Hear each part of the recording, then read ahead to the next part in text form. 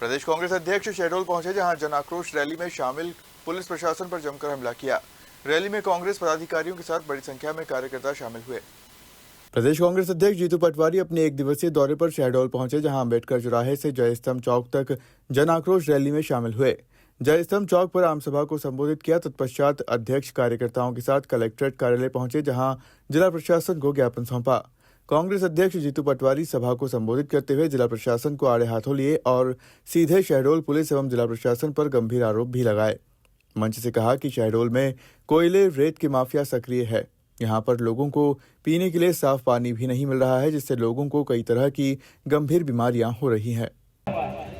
जितने पत्रकार बंधु हैं यहाँ उपस्थित हैं, मैं उनका भी स्वागत भी करता हूँ और उनसे एक आग्रह भी करता हूँ कि जिस तरीके से हमारे शहडोल में अवैध खनन का कारोबार होता है, वो चाहे रेते का हो चाहे कोयले का हो, आप लोगों की निगाह से नहीं छुपा हुआ। और मैं जानता हूँ इस बात को कि हमारे लोकतंत्र का जो चौथा स्तंभ है, लोकतंत्र का जो चौथा स्तंभ है, इसको पता है कि कलेक्टर का उसमें कितना हिस्सा है, कितना पुलिस के टीआई का हिस्सा है, कितना एसपी का हिस्सा है, कितना वो छोटे छोटे अधिकारियों का हिस्सा है। मैं जानता हूँ पत्रकार बंधुओं, आप चाहो तो ईमानदारी से इन सब के काले चिट्ठे रोड में ला सकते हो। जानता हूँ मैं इस बात को, सही है कि गलत, हाँ या ना?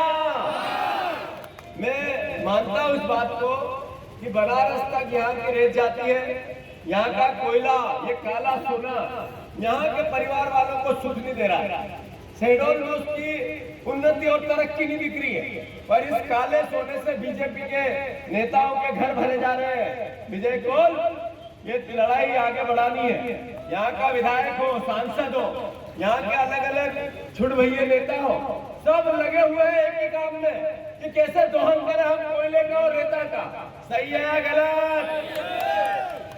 जनता ने, कांग्रेस के कार्यकर्ताओं ने मुख्यमंत्री आए तो उनसे सिर्फ एक आवेदन करने की कोशिश की, मिलने की कोशिश की और कहा कि मुख्यमंत्री जी एक गिलास शुद्ध जल की व्यवस्था हमें कर दो, पानी की व्यवस्था हमें कर दो। एक गिलास शुद्ध जल अगर जनता मांगती है तो कोई गलती करती है क्या? अरे एक गिलास शुद्ध जल 25 साल में भारतीय जनता पार्टी नहीं दे पाई, यहाँ की सरकार नहीं दे पाया, यहाँ का विधायक नहीं दे पाया, यहाँ का सांसद नहीं दे पाया। तो फिर जनता सवाल पूछे, हिसाब मांगे, मुख्यमंत्री से मिले, कलेक्टर से दो हाथ करे, तो क्या गलत करे? आदरणीय पत्रकार बंधुओं, आज रात की घटना कहीं दूर नहीं है। एक डीएफओ ये कहती है कि पुलिस हमारी नहीं सुनती, इसलिए कि वो माफियाओं से मिली हुई है। तो यहाँ की पुलिस, यहाँ के डीएफओ, वन विभाग के अधिकारी कहते हैं कि माफियाओं से मिला हुआ है, तो फिर इससे ज्यादा सत्यता और क्या हो सकती है? ये भारतीय जनता पार्टी इंदौर में 25 लोग, पहले 17 लोग, फिर 32 लोग, फिर आज 35 परिवार के लोग तड़प के मर गए कि जो पानी जीवन देने वाला था उस पानी में जहर मिला। आदरणीय साथियों, मैं इतना आग्रह करना चाहता हूं कि ये जो लड़ाई है, ये लड़ाई पूरे मध्य प्रदेश की। अरबों खरबों रुपया नल जल योजना के अंतर्गत मध्य प्रदेश में अलग अलग गांव में टंकियां बनी, अलग अलग पानी की लाइनें लगी, गुजरात की कंपनियों ने काम किया, पर 30% भी 20% भी नल जल योजना से नल से जल गांव में नहीं मिलता है। किसके गांव में नल से जल आता है? हाथ ऊंचे करो जरा। किसी के गांव में आता है नल से जल? इसका मतलब है कि नल के जल का सारा पानी बीजेपी के नेताओं के घर में चला गया रुपए के चक्कर में।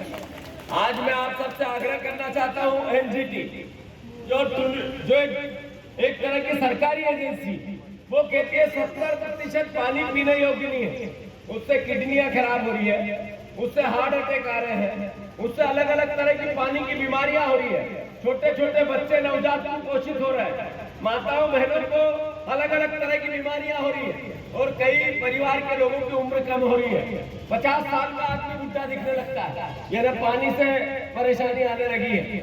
मैं आग्रह करना चाहता हूँ, धन्यवाद देना चाहता हूँ हमारे तीनों भाइयों को, हमारे आशु चौधरी को, हमारे सनी खान को, और सत्येंद्र प्रजापति को।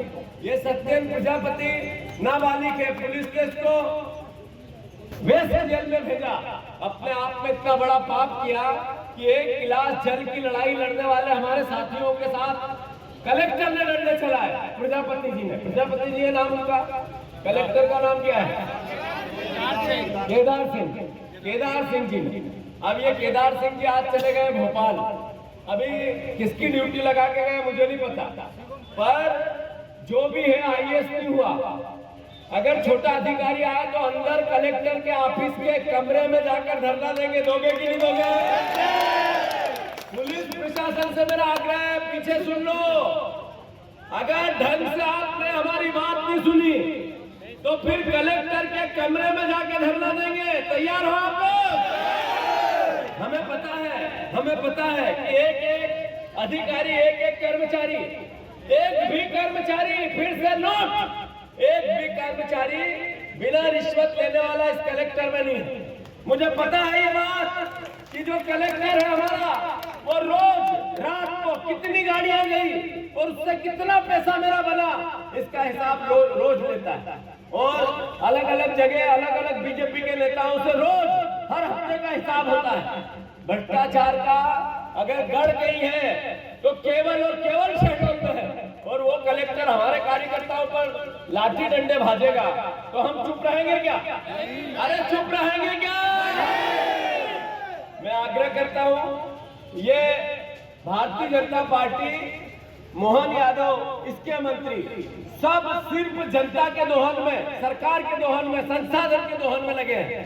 अरे हमारे मुख्यमंत्री यहाँ आए थे, हमने उनसे आग्रह किया कि 35 लोगों की मौत के बाद कैलाश विजयवर्गीय उस विभाग के मंत्री पद पे क्यों है? उनसे हिसाब क्यों नहीं लिया कि आपने आपका काम पूरा क्यों नहीं किया? हमने कहा इनका इस्तीफा लो। प्रदेश का एक एक जनमानस ये चाहता है कि जवाबदेही हो। कोई जिम्मेवार व्यक्ति अगर अपना काम कर रहा है तो जिम्मेवारी ले, पर हमारे मुख्यमंत्री की इतनी हैसियत नहीं है, हमारे मुख्यमंत्री का इतना कलेजा नहीं है, हमारे मुख्यमंत्री की रीढ़ की हड्डी नहीं है कि अपने मंत्री से ये कह दे कि तुमने ठीक से काम क्यों नहीं किया। इतना साहस हमारे मुख्यमंत्री में नहीं है। एक मंत्री है जो राजेंद्र शुक्ला जी, छिंदवाड़ा में आप लोगों ने सुना होगा, सब बहनों को भी मैं बताना चाहता हूँ।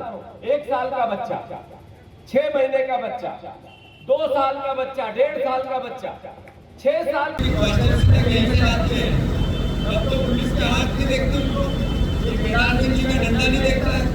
ये केदार सिंह जी इसके हिसाब भी हमारे पास तो उनको कितना कितना ऐसा बात मिलता है। तो हमने तो आपको, हमें अगर आप हम पे आपका हथियार चलाओगे, अत्याचार करोगे और हम चुप बैठे रहे, इस गलतफहमी को दिमाग में से पुलिस निकाल दे, बिल्कुल भी निकाल सकते।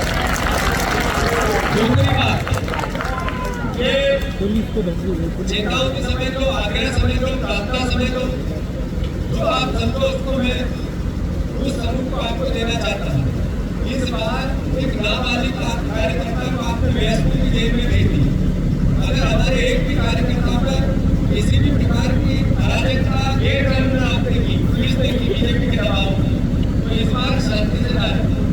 अगली बार एक रात भर बैठकर कलेक्टर का ऑफिस में धरना देंगे, क्या रखना है, SP का ऑफिस में धरना देंगे, रात भर बैठेंगे, बैठेंगे कि नहीं बैठेंगे भैया?